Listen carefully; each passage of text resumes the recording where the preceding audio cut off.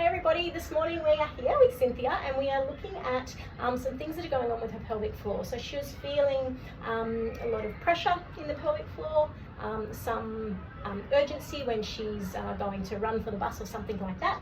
So Cynthia is 4 months post-birth and she's been doing pelvic floor exercises but feeling that those symptoms aren't sort of improving.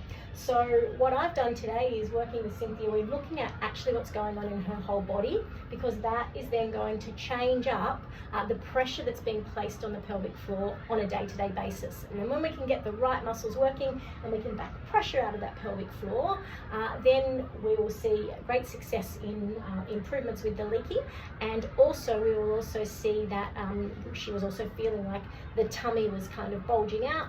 We'll see that the tummy is then able to flatten and the core can activate. So what we saw when Cynthia first walked in this morning was that when she was standing, and I don't know if you wanted to just tuck this up, when Cynthia first walked in this morning, her pelvis was kind of tilted forward like this. She looks much better now because we've been working on this. So her pelvis was tilted forward like this, and then that meant her tummy was bulging, which then impacted her abdominal separation and also placed pressure through the pelvic floor, and the glutes couldn't work or fire.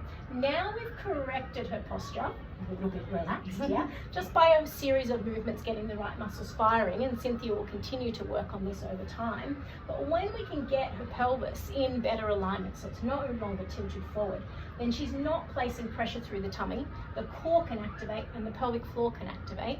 It also means that her glutes can activate well, which will then change up everything. So how she's moving on a day-to-day basis will then take pressure out of the pelvic floor, the glutes will start to fire, the deep abdominal line will start to fire, and she'll see significant improvements in the pelvic floor. The other thing that we looked at too was her breath. We're holding baby all the time, so she's quite jammed up through the rib cage and really breathing through the belly. So we got her breathing through this rib cage and exhaling, so then the core can activate on the breath.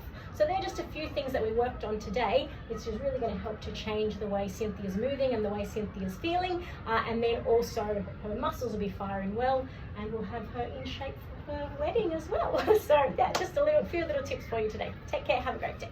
Thank you, Cynthia.